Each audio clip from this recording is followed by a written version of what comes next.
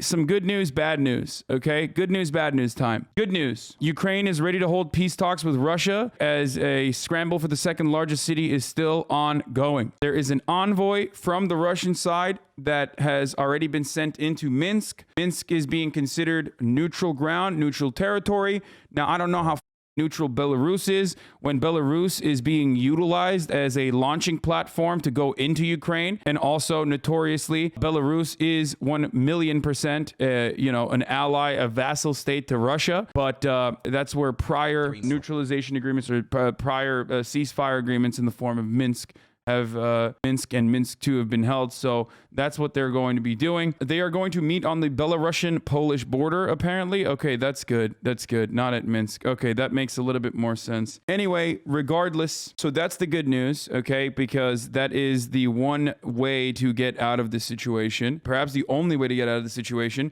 but I will talk about the numerous different opportunities. So there's a lot to talk about with respect to what has happened over the past week, okay? But the good news, bad news is, like I said, they're moving towards peace talks, potentially. There's also obviously reasonable fear from Zelensky's side that they might get fucking assassinated, just like there is reasonable fear on Putin's side that Putin might get assassinated or some shit. Obviously, the Zelensky fears are a little bit more significant, even though it's being held at the border, apparently. So, Zelensky's not going, but a delegation is. Okay, that's good. Here, I'll show you what I mean when I said America had previously said no to the peace conversations. They used the bombing and shelling as a reason as to why you can't have peaceful negotiations, or you can't have a ceasefire. You can't even come to the table to agree with a ceasefire without a ceasefire actually happening. Putin's reps in the presser didn't say they wouldn't kill Zelensky. Yeah. Yeah, obviously, dude.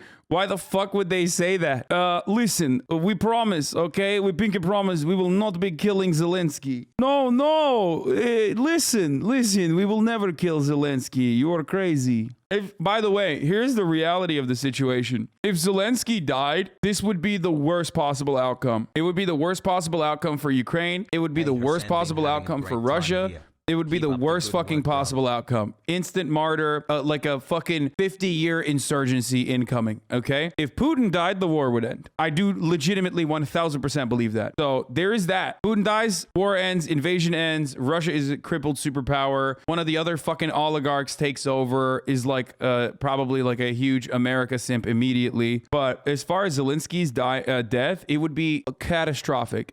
Actually so catastrophic. So if you want this war to fucking continue, you want Zelensky to die, okay? Straight up. Especially because here are a couple things that have happened thus far. No matter what you do when you are invading a country, there is going to be civilian casualties. There are many different layers of civilian casualties, or many different ways of invading a country. If we put Dresden, or if we put fucking Iraq, shock and awe at a higher level, or Hiroshima being the highest level. Okay, Hiroshima and Nagasaki had the highest level. Dresden, and then you have Operation Iraqi Freedom, shock and awe campaign, a little bit lower. Russia's invasion of Ukraine thus far is still, of course, killed a fuckload of civilians, and bombs are still hitting certain residential buildings and whatnot. But it's very limited in comparison to those other instances. And the reason why I'm saying that is not to run defense for Russia. The reason why I'm mentioning this is because things could get much, much fucking worse. It's tame in comparison, and that's why civilian casualties are relatively limited. But the only reason why I'm mentioning that again is because it has room to get much, much, much worse. My fears are that coming on Monday, when the fucking ruble dips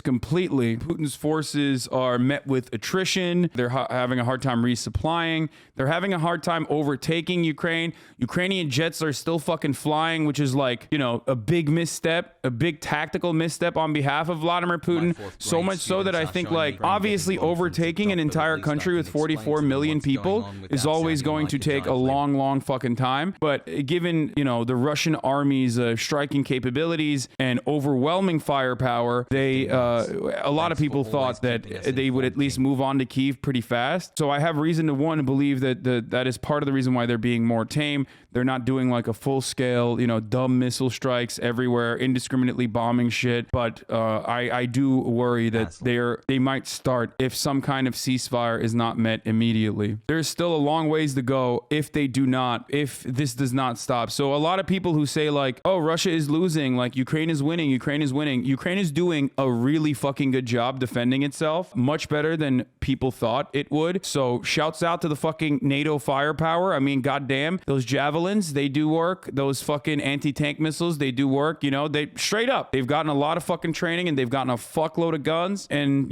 they're doing a much better job of pushing back against Russia and not even allowing Russia to command their airspace in its entirety than I'm pretty sure the Russian military suspected. So that's a tactical misstep on behalf of the Russian forces, and that is attributed directly to what Ukraine has been able to accomplish in terms of defense. But that doesn't mean this fucking war is over. And I do fear a little bit that everyone's saying like, oh, dude, Ukraine is winning. Like, what if they fucking destroy Russia and, cripple Russia in its entirety? I think those people are a little bit too fucking hopeful and a little bit too excited, and they're eating up the propaganda a little bit. Like, I don't think the 3,500 Russian military members have died so far. Those estimations are always going to be wrong in war, but I don't believe that those estimations are even in any way, shape, or form remotely correct. I think hope is good in a situation like this. It galvanizes the defense against this oppressive, invasive, imperialist force, but I don't think Russia said 4,300. 4,300 people have died. That's fucking insane. That's insane. That makes me even, oh no, that is incredibly, incredibly scary. Incredibly fucking scary to consider. The conscripts that are dying as cannon fodder is one thing, right? Because they're like 18-year-old kids. No, this is the Ukrainian Defense Ministry's estimations is 4,300 troops. Are you guys sure that Russia said that? I don't think that Russia admitted that. Ukrainian ambassador speaking right now. All right, let's hear what he has to say. However, I express my relief that this rape of the Institute of the Presidency of the UN Security Council will be over in less than 48 hours. For those who appears to see no reason in supporting the request to have the emergency session, do you know the most often warning now in the most of Ukrainian cities? Attention, air raids.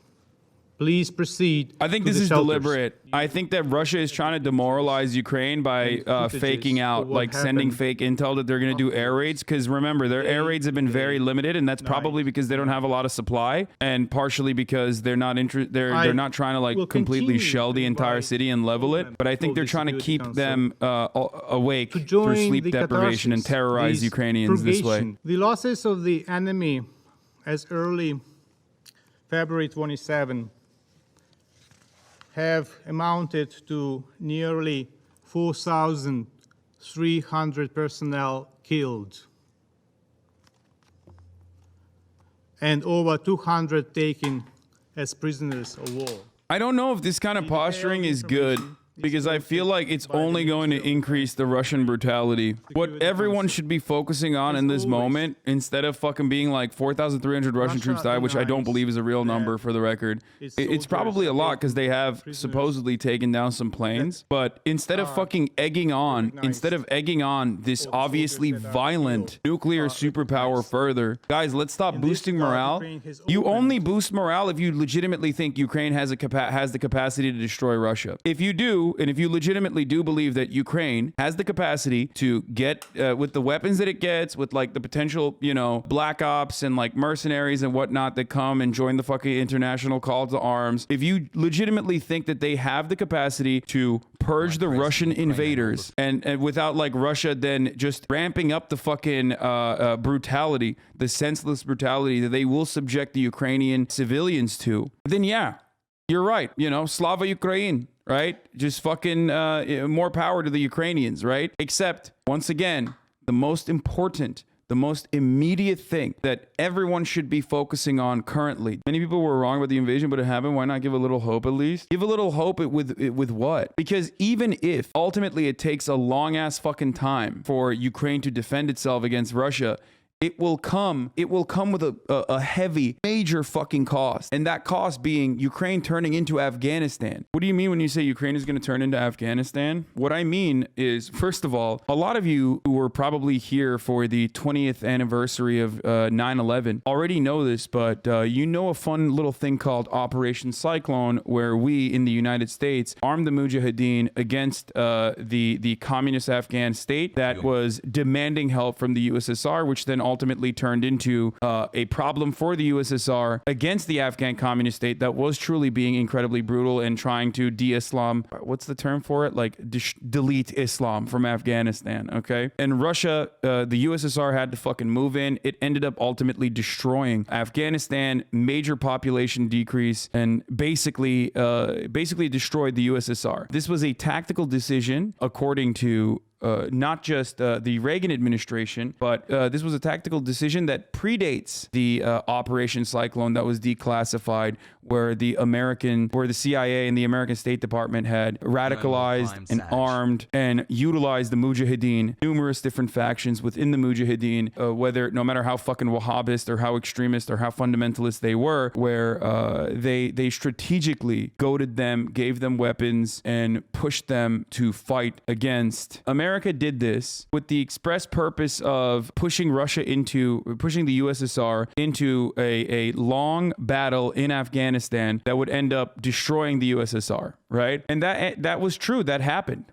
Okay, that ended up happening, but look at what happened. Look at what happened to Afghanistan as a consequence of that. The Afghan people were undergoing civil war, legitimately wanted to overthrow their communist government. The USSR as a superpower came in to defend the government's interests and even overthrow the government themselves when they realized the government was like fucking psychotic. And that ultimately successfully turned into the USSR's own Vietnam, right? But nobody ever thinks about what happened to Afghanistan in the process. Afghanistan became Taliban territory. All the most reactionary forces overtook the country. They were seen as like the heroic figures that were able to win, or at the very least, they were the ones who had the most guns and the most training, because they got the most guns and the training from the CIA. And ultimately, a country that was, and I'll use like Western-centric terms for this, for you to understand, a country that looked like a European cosmopolitan turned into the bombed-out, desolate crater that it now is. Okay, I am afraid that America, that has very easily utilized other countries in the past against their foreign adversaries, will do this exact same thing in Ukraine right now. Dude, there is a huge explosion in my stream of motherfuckers who want round-the-clock updates on what you think is a bomb. Like, it's not... Do you know if it's a real thermobaric bomb? You don't. You're just hold off until some of these things are confirmed by people on the fucking ground. Please, for the love of God. I've told you guys this a million times over, where it's like, this is not war porn territory, okay? This is not like round the clock updates on like a bomb that blew up here, a bomb that blew up there. There needs to be more analysis in the situation. Otherwise, you could just like watch this on your own, please. I don't want to look at every explosion that occurs in Ukraine. It's really strange that you guys want like want to make content off of the suffering of Ukrainians. If you don't understand the why and the how and where we're gonna go from here, if you don't want to understand any of that and you just want to watch fucking bombs blow up, then go watch the live feeds on your own. No, I know that the bomb has been confirmed. I'm sure the explosion is real. You can't fake an explosion. The problem is you can't fucking you can also act like the gun might be different and act like the bombs might be different. And geolocation of the dramatic explosion footage being shared online this evening from Ukraine via John Marquis. The camera is pointing in the direction of an arms depot. So yeah, it's probably not a fucking thermobaric explosion or whatever the fuck you guys are talking about, but more so a munitions depot that exploded as a consequence of a direct strike, a precision strike. That's what I mean. You're like getting horny to fucking show the big bomb without understanding what is going on. But it's not a fucking nuke. No, I get it. Tensions are high. Tensions are fucking high. It could be a fucking gas pipeline. It could be an oil depot. It could be a refinery. It could be a munitions depot. It could be a million different fucking things. Definitely not a nuke. So calm the fuck down. Okay, that's not how a nuke works. If it was a nuke, this dude wouldn't be filming right now. His phone would have died. We would have never gotten the fucking footage. Okay. Also, why would Russia is never going to nuke Ukraine, guys? That would kill Russia. The proximity of Ukraine to Moscow is part of the reason why they're invading Ukraine right now and wanted to remain a buffer state. Why would they fucking nuke their own backyard and then end up killing themselves? Please think about that for a brief moment. If Russia is nuking anywhere, they're nuking Western Europe, okay? They're never nuking Ukraine. Oh, just like how Russia was never going to invade in the first place? Oh my God, I am so sorry, dude. You're right. Vladimir Putin actually is going to nuke itself. You caught it. You caught it right. They're going to nuke their own they're going to nuke their own backyard. They haven't fucking bombed. They haven't gone shock and awe U.S. style yet, but all of a sudden they're gonna go hard dick mode with a fucking nuclear strike, even though that would mean that their entire country gets fucking wiped out by the counter nukes that are directed towards Russia. Like Russia nuking Ukraine would kill half of would wipe out their entire forces. Rich Russians are freaking out today. Luxury brands, jewelry stores, and electronics retailers in Moscow say they've been slammed today. It's been crazy. Everyone's getting rid of their rubles before tomorrow. One shop assistant told me. Yeah, that's the really fucking interesting thing about it is that like Belgium, for example, did not want to eliminate their diamond purchases. They didn't want to sanction diamond purchases. Like the original sanctions that were implemented on Russia were such baby dick sanctions ultimately that like, you know, Italy did not want luxury goods to be sanctioned because they wanted to keep selling their fucking good shit, you know? Do you think the West has no actions resulting in this humanitarian issue and it's all Putin's fault? All I see on Reddit and news is one-sided coverage. From my experience is hardly ever true. No, I do think that the West has Putin bears the overwhelming majority of the blame for behaving in an erratic, insane, violent, bloodthirsty capacity. But of course, there is blame on the Western side as well. Ukraine ultimately is a tiny nation in comparison to Russia in Russia's fucking backyard. It's just like, of course, they're being goaded and getting material support and getting false courage from Western superpowers, in my opinion, that don't give a fuck about the safety and security of Ukrainians, knowing full well that they would never be able to offer NATO membership into Ukraine as a consequence of Russia invading immediately because of the territorial dispute that was going on. They 1000% were just like, here, take some guns, here, take some guns. And ultimately, when Russia did move in this erratic and incredibly violent way, they turned around and they said, hey, you can keep still having guns and we'll put sanctions on Russia. But, you know, continue the fighting, comrades. We're on your side, except we're far away on your side. We're just on your side from afar, okay? Have fun. It's laughable how such large militaries like the US and Russia always call for support of those other smaller states when going into war.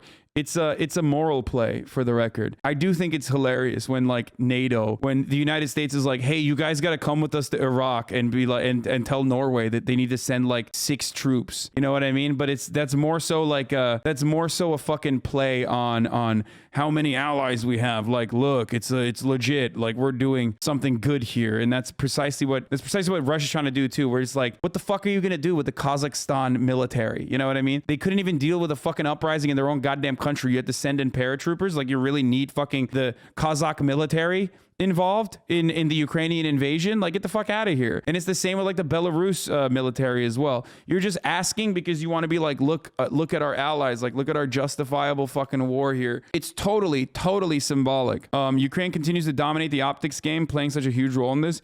Putin versus Zelensky this afternoon, both with their defense ministers, by the way, as Putin orders his ministers ready troops for heightened alert.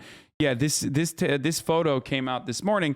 This is when Russia basically said, you know, we're kicking it up a notch on our nuclear threat as a nuclear superpower. This photo once again shows how paranoid Vladimir Putin is. That's why you always see him in like super far. He's sitting super far because he's like terrified of COVID. And honestly, it's a terrifying thing to watch, that like the world's largest nuclear power is led by like one fucking autocrat who is deeply paranoid. You know what I mean? Will anything actually come from tomorrow's peace talks? We'll see. The Ukrainian casualty estimates, or rather the Russian casualty estimates are fucking... The Ukrainian casualty estimates, I'll believe, on the Ukrainian side. But like I said, I don't believe the Russian casualty estimates, because I think that they are absolutely beefed up. Ukrainian casualties in the first 4 days of Russia's war, source the health ministry, reported as of 11 p.m. on February 27th. The number combined civilian and military casualties: 352 have been killed, 1,684 have been wounded, 14 of them are children in the killed side. 14 children have been killed so far, and 116 children have been wounded so far. That is the cost of war. That is the cost of invasion. That is why this is a morally abhorrent, completely unacceptable act, and it's just unjustifiable. Unfucking justifiable.